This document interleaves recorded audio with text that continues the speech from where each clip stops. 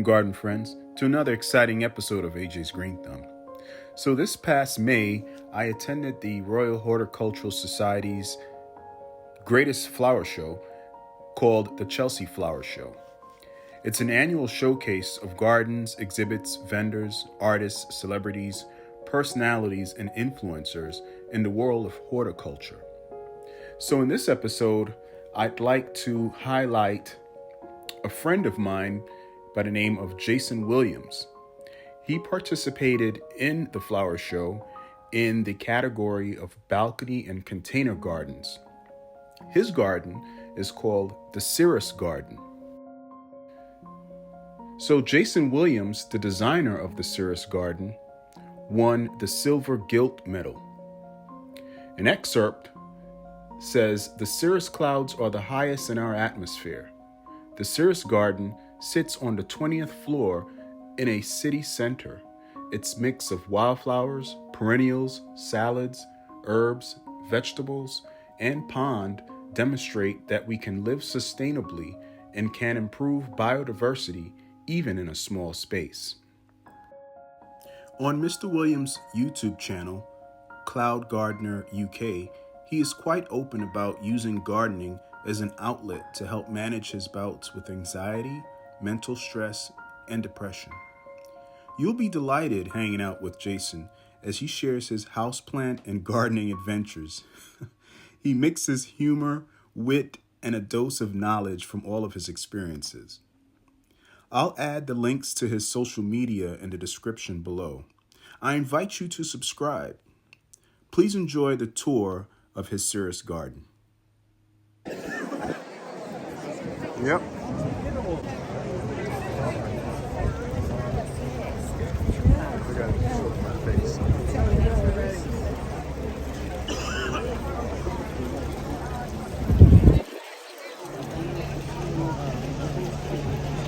How lovely is that if he lives in London with balcony?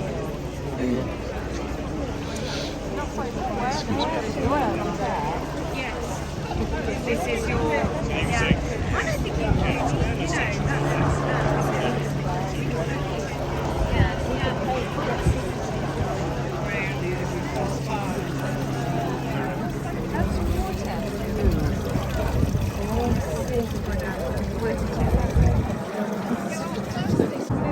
What's going on, man?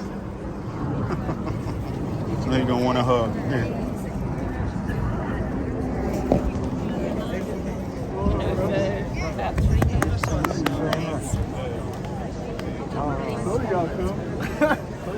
Can't believe it. Oh, that's amazing. Thank you so This is my much. friend right here. Hello. Partner. This Joel. Hello, Joe. My And this God. is Jason. This is the man right here, man. I can't So good to believe see it. you. You too. Yeah. Right, I gotta take you both on the Gorgeous. tour. Gorgeous. Thank you. Right, come on the tour. Come on the tour. Wow. All right, guys. So I'm getting like a personal tour here from Mr. Jason. So, you're all gonna get a tour, and I'll do the tour for AJ, so you get to listen into the tour. So starting off, we've got this herb tower here, and I've grown some of these herbs myself from seeds from Wilco's. And I bought this this container. It's actually come from Amazon, and it's £50. So on my leaflet, I've got a QR code, so you can get them yourself. And then on here, I've got my pond, and I've got Japanese rice fish in the pond. And then I use the fish pond water to fertilize the whole entire garden. Very smart. And then we've got Japonica flamingo, water chestnuts, water lettuce. This Polina is orange peel. We've got watercress. We have water nasturtiums as well. All of this is edible, so we're maximizing on the space on our even on the pond. Then up here, because my garden is so warm, on a day like today, it will be 15 degrees warmer than than it is now up on my balcony. So I can't grow lettuces or anything like that into fruition, because what will happen is it will just bolt and go to seed. So what I then do is I'll grow my lettuces like this, really, really densely packed in rows. And so in 1 week, I will harvest from this one row. Then in week 2, the next, week 3, week 4, and then by the time we get to the start of the next month, this stuff here would have regrown. We then got these flowers. So all of these flowers are flowers that I've grown before on my balcony garden. So I know that they work. So if there are any balcony gardeners around here who struggle with wind, I can see some nodding going on. These plants are plants that I know work. So we've got petunias, really basic plants. You can get them in all sorts of different shades. They work really well. We've got marigolds. On my YouTube channel, I filmed the marigolds with open leaves but curling up in the wind. And then when the wind subsides, they'll reopen their leaves. It's a really underrated plant. But again, from a cheap and accessible point of view, these marigolds came from being cubes. I grew this coleus myself. These petunias that come from my local nursery. Beautiful. If we look around, you can see that the back wall there is white, and so is mine. And then as a renter, I can't do anything. I can't put fixtures on, I can't put railings in, I can't do any of that. So it's completely blank. So what I'll then do is I'll then create the height and the drama that I need in my garden through the arches. So on my garden at home, melons, Malabar spinach, and passion fruit vines all along, maximising on space. But then we have this planter over here, and it's a cube trellis planter. So on this cube trellis planter, we've got marigolds down the bottom there to get rid of the pests, but we've also got kiwi vines.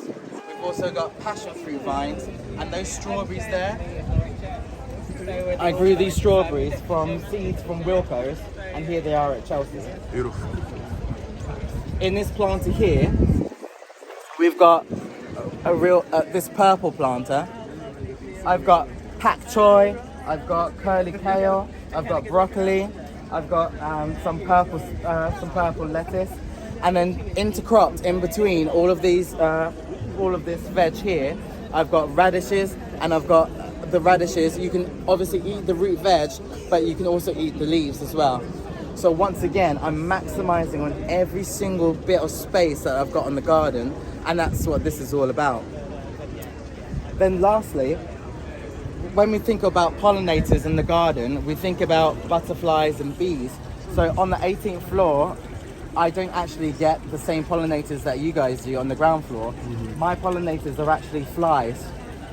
So my main pollinators are actually hoverflies. And so what I've done with my planting choices is, although I've got lupins, which are great for bees, the vast majority of my flowers are really open-ended, like this, because obviously flies don't have the same mouthpieces that bees or butterflies do. That makes it easier for them to pollinate all these plants. Because what I found is, on the 18th floor, last year, my very first year gardening, is I used to walk around with like a cotton bud, trying to fertilize everything myself. It would take me 20 minutes. And then I realized, actually, I can't do that in my own space. I need to kind of think about how I'm going to plant. And then we've got things like the columbines that I've got in there, the aquilegia. I had to really change my mindset when it came to balcony gardening, that in actual fact, what I can't do is just grow sunflowers because it won't work in my space. So changing my mindset and then including some alpines that are used to being grown in mountainous regions will do really well on a windy balcony, if that makes sense. So, one last thing. So for those of you who've got windy balconies as well, if you look at that orange planter there with all of those grasses, that's raised up higher than the rest of these planters. And then we've got these tall grasses. What they'll do is they'll act as a windbreaker, and that breaks up the wind as it barrels down through my garden. Now, if you don't have these troughs on your garden, that's absolutely fine. But what you could do is you could make some planters like this. And as you can see, it's not just grass. I've added in some colour with the flowers to make little meadow pots. And you can dot those around your garden, and that will stop and change the direction of wind as it barrels through your balcony. So it's quite a lot of information. Oh. It's gorgeous. Oh my God, so embarrassing. Congratulations. Thank you very much. So thank you. If you want any leaflets, Miss Sue over there's got some leaflets. So there you go. She's got everything on there. Oh my God, thank you so much. in Manchester. Oh, okay. Yeah, exactly. On the 80th floor. It breathes. Just a little bit. Yeah, I deal with a lot of it. But there's so many of you around, it's still really nice to hear it. Yeah. That's the point, man. That's what it's all about. That's what it's all about. Come on! Thank you so much. Once you get going as well, you can just on your windowsill and then experiment. Yes, and he's got a little pond.